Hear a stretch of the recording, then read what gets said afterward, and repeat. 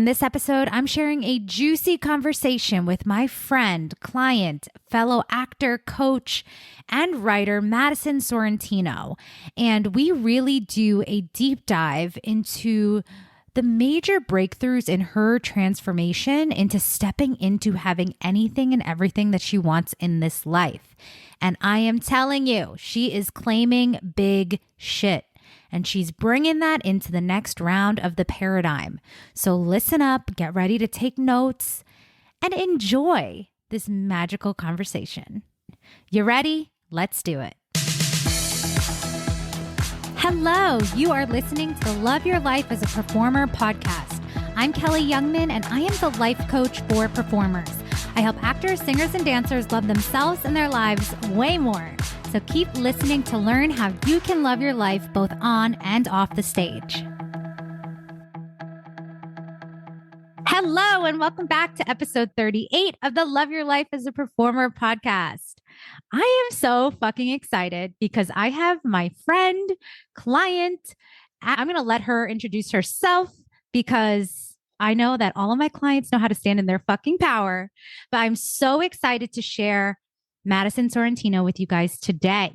Welcome to the podcast, Madison. Thank you so much, Kelly. I'm so freaking excited to be here. Okay, so tell everyone just a little bit about yourself before we jump in. Okay, so I'm Madison. Hello, everyone. Performing universe. I'm Madison Sorrentino. I am an actor. I'm a writer. I'm a brand coach. And I am a client and friend of Kelly. And we've been coaching together we coached together for over a year and a half, right? Yeah. So deep into the work of embodying who you want to be and letting that kind of unfold into what gets created. So yeah. Yes. We were literally just talking about this before we kind of came on to the recording of this whole podcast of like, every time we get together, we just have magical conversations, and they're the kind of conversations that we wish we could let other people in on. So I thought it would be so fun to share a little bit of Madison's journey with this work, but also just to let it unfold and see what comes out, because literally it's just always super impactful and eye-opening and all of it. Yeah. Oh, also, I'll share that Madison's going to be in the next round of the paradigm. Yes, I am. Super exciting because I feel like new things are being born too. But maybe just give everyone a little baby, I don't know, snippet of what it looked like to be an actor before we started working together. Okay, sure. I know. It's always so funny because I feel like when we try to go back to those places, sometimes it's hard to access once you've been doing this work for a little bit.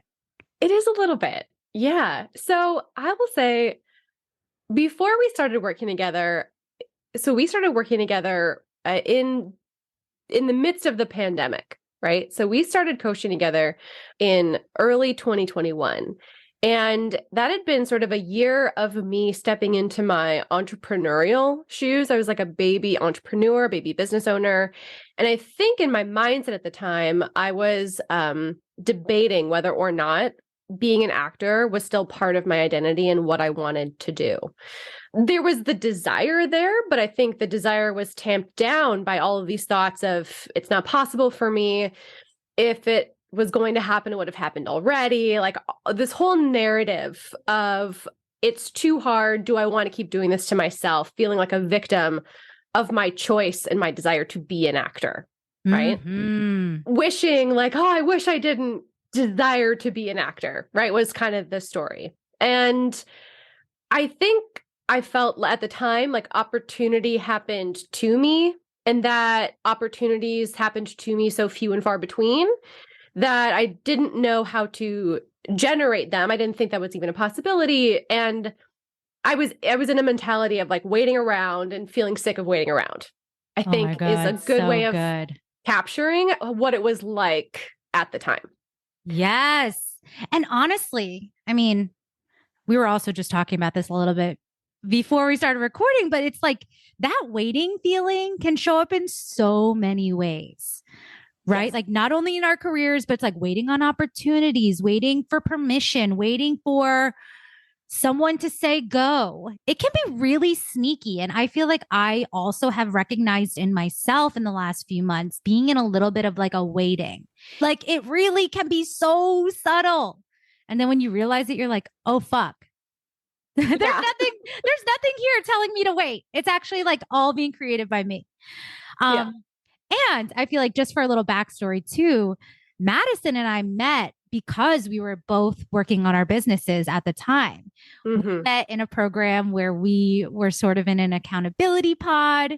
And I mean, I had so much love and respect for you as an entrepreneur because I was like, look at Madison, she's freaking doing the thing. And so I think you're also the perfect person to speak to what does it look like to run a business, to be in your career, to have a thriving personal life. And like, really, like, you're such a fucking example of being in the experience of having it all. Thank you so Because much. that is also like, I think something that comes up a lot when, performers are looking to create more financial abundance, more stability. There's like this push and pull of like, well, if I'm not all in on my acting career, I'm not in it. Like if it's going to happen, it was going to happen and I'm not in it. I can't live like this any longer. So I have Hmm. to like go move on to the next part because I can't wait to like be happy in my life.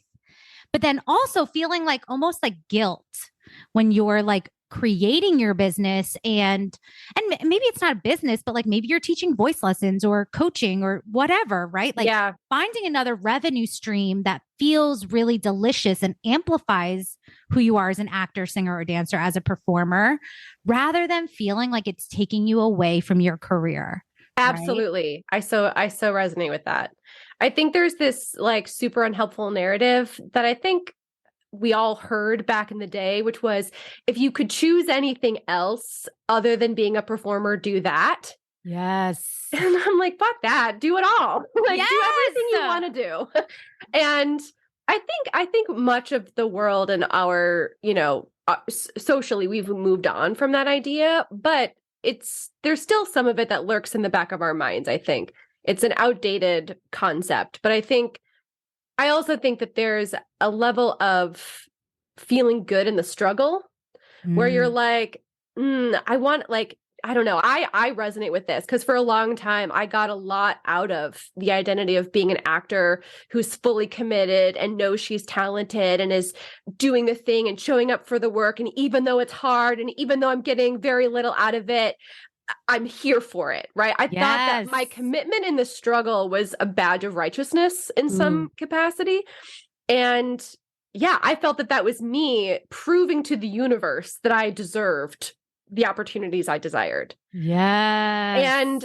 And this was sort of all like 2019. A lot of that conflict was coming to a head. And I had known that I had talent in the world of designing websites, creating brand stories. I mean, it parallels so well to being an actor and a writer and telling stories. Like you're just telling a story to help someone sell something, right? Which is exactly what business is. But there was a tension in me of saying, well, I can't fully commit to creating a business because if I do, it means I'm less committed to my acting career. And so there was this sort of Yes. tension between the things of saying, like, well, if I assume one identity, it means I'm giving up the other. And I didn't know how to Yes. contend with that. And I think being in the pandemic where there was sort of like, well, I don't have an option right now to go and audition. It just wasn't happening. So it gave me a little bit of a permission slip to say, all right, what if I do go full forward on my business, not making that mean anything about me as an actor for a second. And that's kind of what let me go down the path. But for 8 years, I kind of didn't allow myself to even explore what that would look like because I thought other people would be confused. I thought I would be confused if I was doing Yes. multiple things. Yes. So, And isn't it so funny? I mean, this is something I know we've definitely worked on and something that we work on in general in coaching, but it's like when we're having thoughts about what other people are going to think, mhm, really, it's just our own thoughts. And I yes. totally resonate with that because I think even as I was starting my business and growing it, I definitely had the same thoughts of like, oh my gosh, but like, well, it's so hard. How am I going to be a life coach and a performer?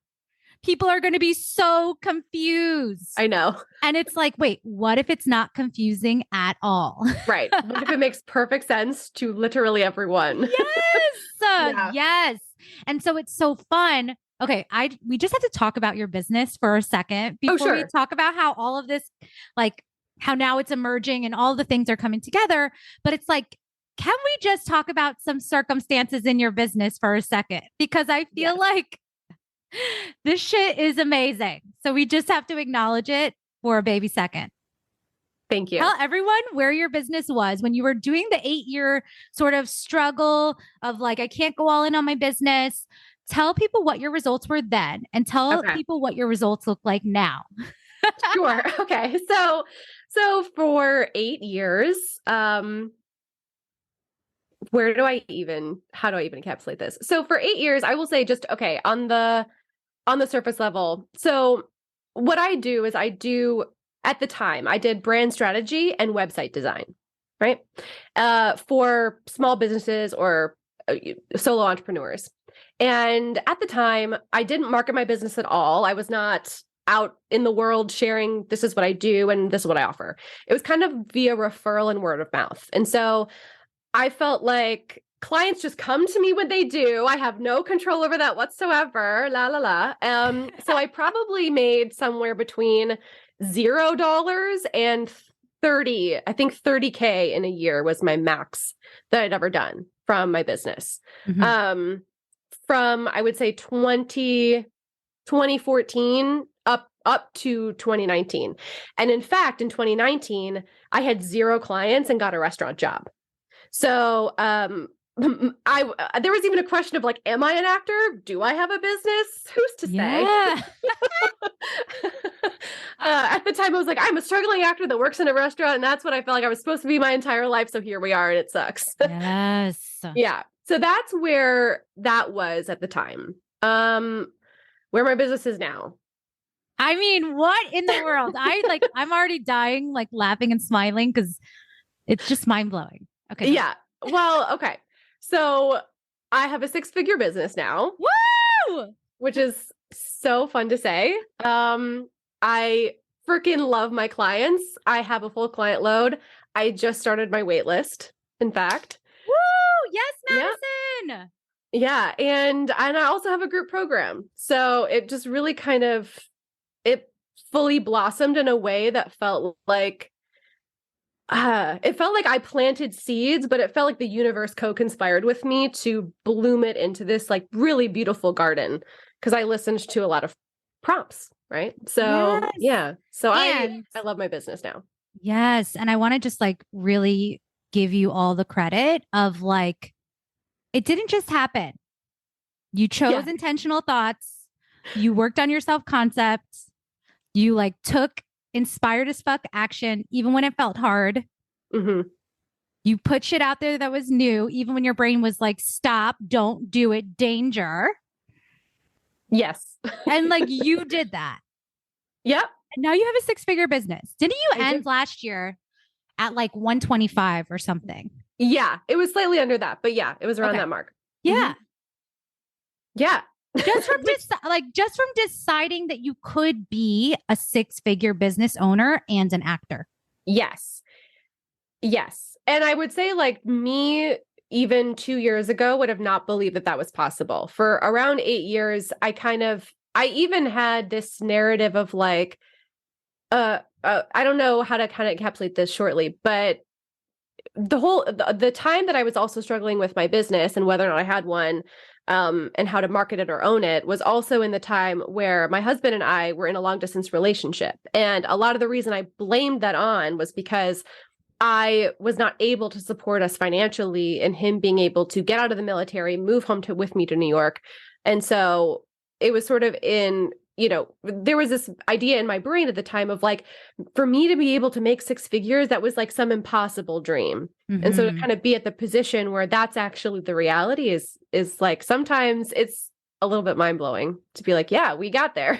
Yes. And it's just the beginning. Yeah. Like Yeah. truly. Okay. So Madison, you have to tell everyone, what do you feel like was the thing that clicked for you Because also, like in the work that we've done, you really have had like major breakthroughs in your acting career as well, in addition to like just being this living example of having it all. Mm. Right. Because the thing is, too, I just want to speak to one thing before I ask you that question, actually. It's like the thing that you said before about being all in committed, right? All in commitment does not have to mean exhausted, depleted, running around ragged, like struggling to prove, Mm-hmm. struggling to earn, like staying in a constant state of like barely staying afloat. That does not have to be what committed means. And in fact, when you redefine commitment and you choose what committed looks like for you, that truly creates the space to have it all. So I Mm-hmm. just want to say that really quick because I do think when I say the words, you get to have it all, sometimes people want to like roll their eyes or feel like I'm like telling them to like fill their schedules and like do more. You got to work harder. And like that is just like not what this is at all. So I want to say that as like a preface and as like a caveat. Caveat? Is that the word? Caveat? Caveat, yeah. And then like let's just talk about like what really shifted for you in order to be that version of you. Mm-hmm. Like what do you like in your own words, what did that journey look like? I would say, so if I look back at sort of the tent pole aha moments that kind of helped create that along the way, the the first one was this idea, which I kind of had started buying into before we started working together, which was this idea that you can choose your thoughts, right? So that was the very first one, that like I get some agency over the experience that I'm having. It's not that the universe or these outside circumstances are not the thing that's deciding what experience I'm having. I am the one who's deciding what that is and how I interpret these experiences, right? You are the creator. Yes, you're the creator of the experience. And the next piece, there's been a lot, but I would say the next big one was when I was talking to you about stuff for my business, actually. And it was this breakthrough of realizing like, oh, clients don't just like come out of the ether whenever they decide to without anything from me, right? I actually create clients. I remember when you offered that idea to me, I was like, Kelly, you are talking to me like unicorns are supposed to come out of my butt. Like, what are you even saying? Like, what do you mean I create clients? And then I was like, oh, I create clients, which to me translates not just in my business, but it means I create every opportunity that comes to me, right? There's energy, there's intention, there's different things that I can do and put out into the universe that create my results. And it's not just me like having this idea in my brain, this fiction of, oh, this is how I interpret what comes in. I actually have a contribution to make about what comes in. So it was learning a way to create clients, which has translated a lot into my career also. That was a big one. Another one has been sort of like, and I will say, going along the journey, I think as an actor, as a performer, and as a business owner, my biggest skill has been learning to be so comfortable feeling my feelings and welcoming my humanness to the party. Yes. I will say that I think at the beginning of this work, when we first realized, oh, I get to choose my thoughts, great. I feel better now. I have some agency over what my experience is. I think there's a natural stage that we all go through where we start making ourselves wrong anytime we experience something that isn't the best, right? Yes. Like if we find it's something that you have called the second layer, right? Yep. Where it's anytime we have an experience and our brain is not interpreting it the way that we want to, we are like, oh man, you should have done this differently. How horrible. Why are you feeling this way? Et cetera, et cetera. So I think going through that and getting to a stage where my perspective was able to get zoomed out so far that I was able to meet any of those thoughts with compassion and just really be with myself in any human experience, right? I think was what created the ability for me to move forward in both, in all sectors of my life. Yes. And I think that is like the most important thing. Like truly being able to actually have your own back, to actually love yourself through any human experience. Yes. That's what creates the emotional capacity, the energetic capacity to do more things, Mm-hmm. right? Like I know we talk about this in general, but like this idea that when we are letting our energy go towards all of these things, it's like what I like to call leaky energy. Yeah. Right. It's like a lot of extra draining, trying to solve for, trying to understand why am I thinking this? Where did this come from? Like this idea that we have to heal ourselves like wholly and fully. And like this idea of perfection that Mm-hmm. sometimes gets created, especially I think in the manifesting world, when we're like, oh, we got to feel good to attract. And the thing is, you can't, we're not in that state 100% of the time. And when you meet yourself in the space when you're not there with so much love and compassion, that's when your energy is so tight. And Yeah. like you do have then more to give to the things that you want to give it to, right? Yeah. 100%. And I think something that I noticed is that oftentimes throughout, like at different points throughout coaching with you, we would do check-ins with like, okay, so what do we desire next? What do we want to create next? Right. And I noticed that my willingness to feel my feelings, positive and negative, had a direct relationship with my ability to allow myself to feel desire, to feel Mm. possibility, to feel excitement over things. Right. Wait, say more about that. So I think I even remember the first time you asked me, so like, what do you want? Like, what would be ideal for you? What would be the dream for you to be able to create in the next 6 months? And it was kind of like there was a lampshade over my brain of what I thought was possible. It was like, Ooh, that's well, such a good visual. Lampshade. I was like, well, what do I think is possible? And it was like, well, I'd like to have an audition or Yeah. I'd like to that was basically it. That or like I think at the time it was like I'd like to change my representation, right? It was kind of like, well, yeah, but like what actually would be desirable, right? We're not asking Yes. like what do we think could be possible that's positive. It's like what would be the dream? And I remember I had such a hard time at the beginning going there Mm-hmm. because to me, willingness to dream and desire directly correlates to your willingness to feel whatever happens as a result of having that desire, whether it's celebration of getting it or disappointment of not, and both are equally uncomfortable, right? If you get the big thing, whatever experience you have next is going to be uncomfortable for you. And Madison. Yes. yeah, Yes. so my I think, willingness to feel that was the big breakthrough of whatever yes. it was going to be. Yeah, because that's the thing too, right? Well, you honestly just dropped, everyone needs to re listen to that a million times because you just dropped so many fucking gold nuggets. But it's like truly, I think sometimes people forget that the success is going to be just as equally uncomfortable as the disappointment or the failure. Yes. Because with that comes a whole nother up level expansion. It goes against sometimes who you believe you are, Mhm. which is very uncomfortable for our human brains. 100% can confirm. And in fact, I would say that sometimes the success or the celebration of getting what you created is sometimes even more uncomfortable than Yeah. disappointment from it not happening. Yes. And so Just then hot it's take. like you get to choose your discomfort. Which way we Mhm. go in here?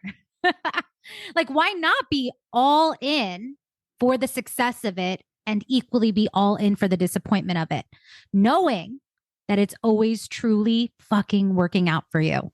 Yep. Like Yeah. truly, truly, Yeah. truly. Okay, wait, but I'm trying to remember. You just said something that I feel like was really important.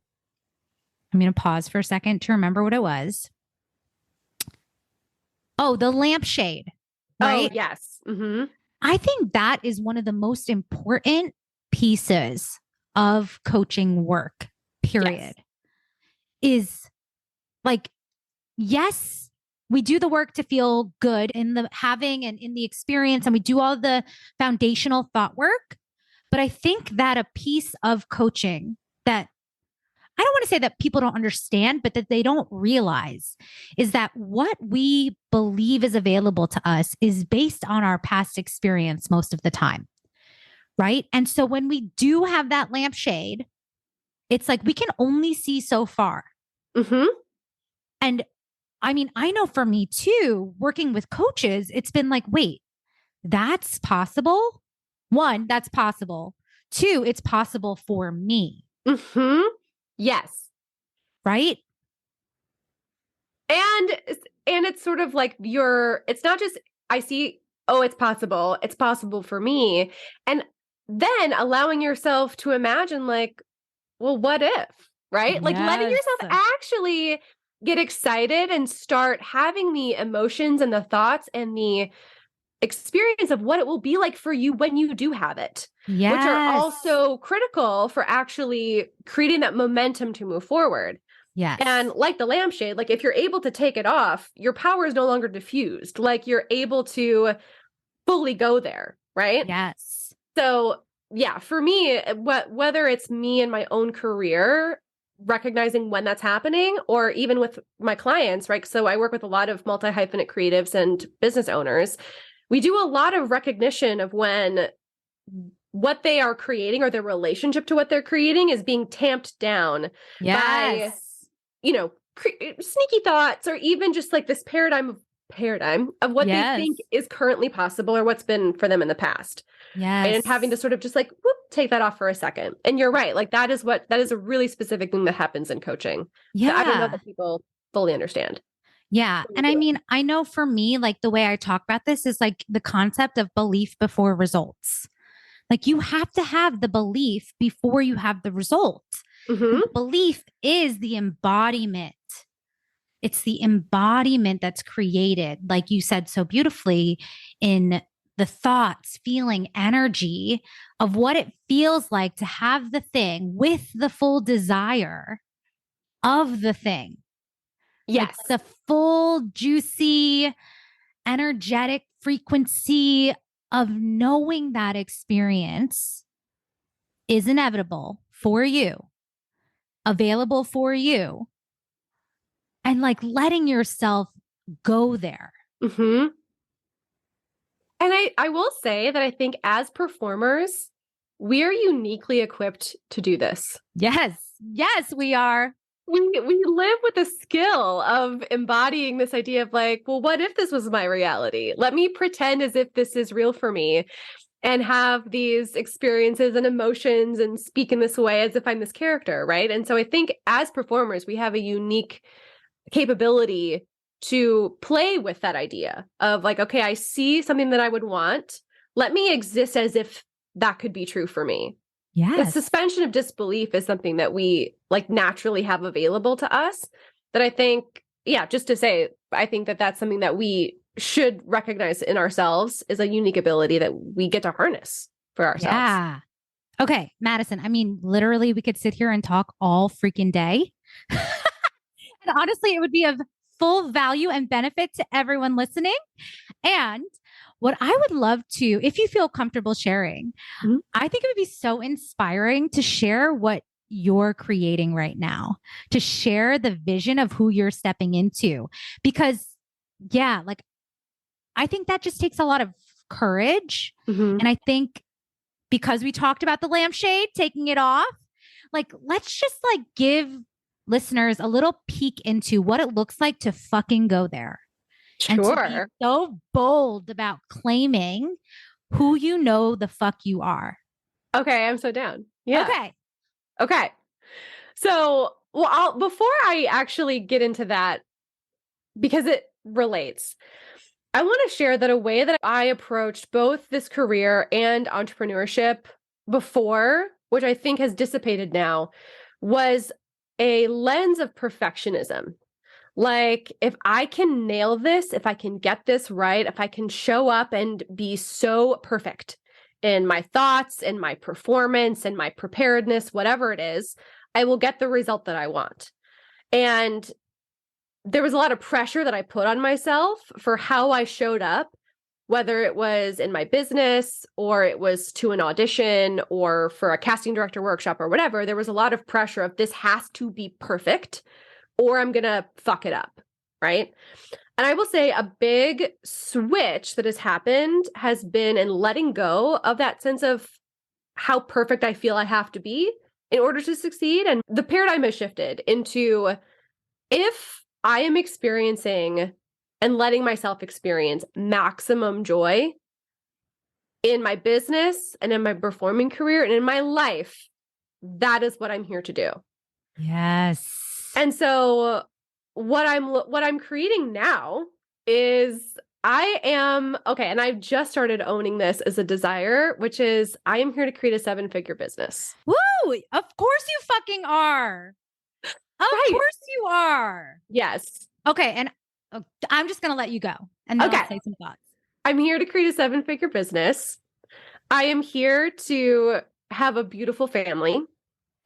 I'm here to travel the frickin' world. And I am here to write, direct, and produce my own films and to be a series regular on a television show. Yes! That is what I'm freaking creating. That is what I'm here to create. Yes. Madison, fuck yes to all of this.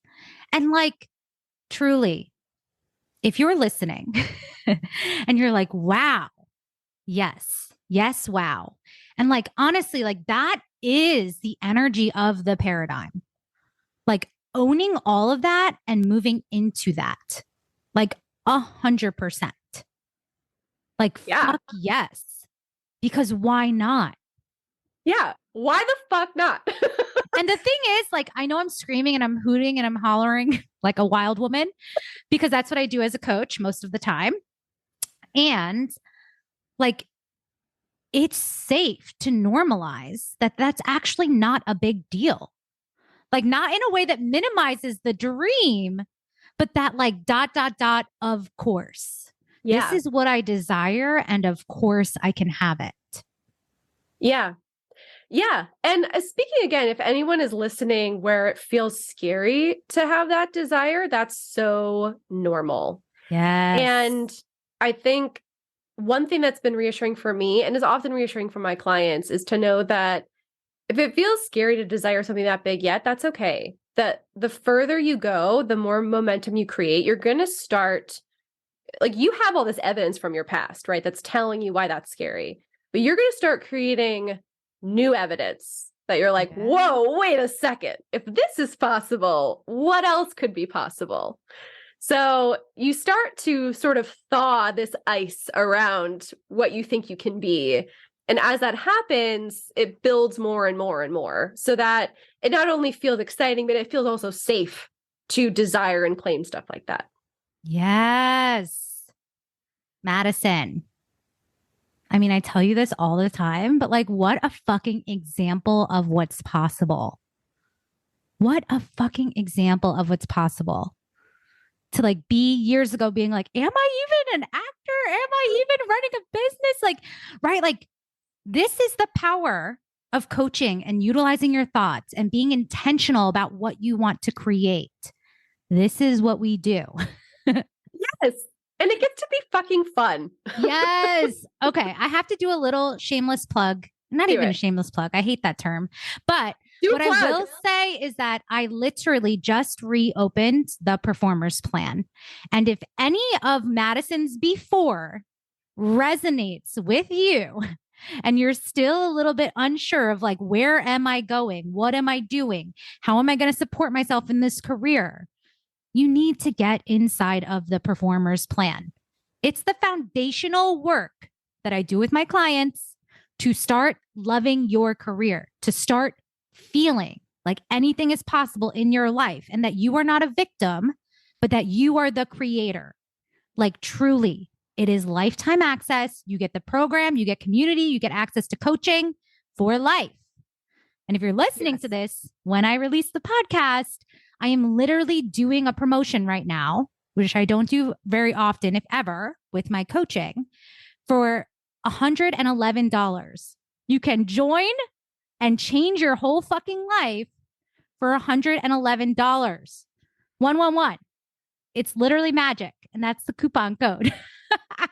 You can go to kellyyoungmanwellness.com/magic and join us now, because it literally just, and not just, but it starts with your thoughts.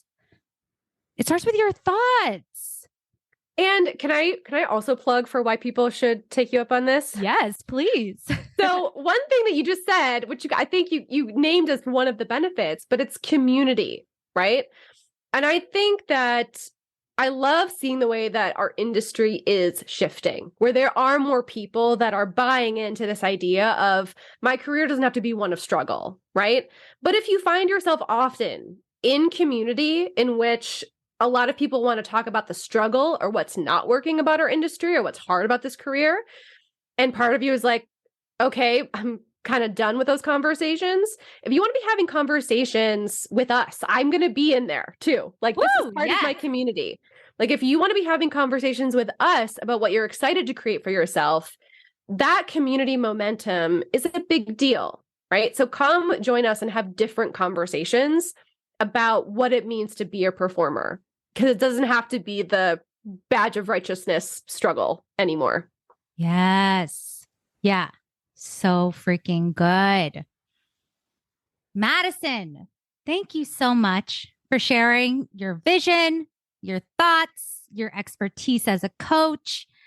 People can obviously connect with you inside of the Performers Plan community, but where else can they find you? Oh, yes. I hang out on Instagram. I am at brandwithmadison.com, or at brandwithmadison as my Instagram handle. If you want to hang out with me, you can find me at www.brandwithmadison.com. And I also just started my own podcast. Yes! And it is called Brand Magic. And you can find it on Spotify and on Apple Podcasts. So good. Madison, I love you. So grateful to have you here. And like, truly, let's fucking go. I can't wait to have you in the July class of the Paradigm. And so much magic is about to be created. Let's fucking go. All right. I will meet you back here for another episode. Hey, I want to invite you to get started, because if this is blowing your mind, imagine the impact of when we actually work together. There are 2 ways to work with me: privately one-on-one, or inside of the Paradigm with high quality community. Either way, you're going to go to kellyyoungmanwellness.com/launch to book your free launch call. We're going to spend 60 minutes together with you and your unique dream and vision to co-create a plan to get you there. Let's freaking go.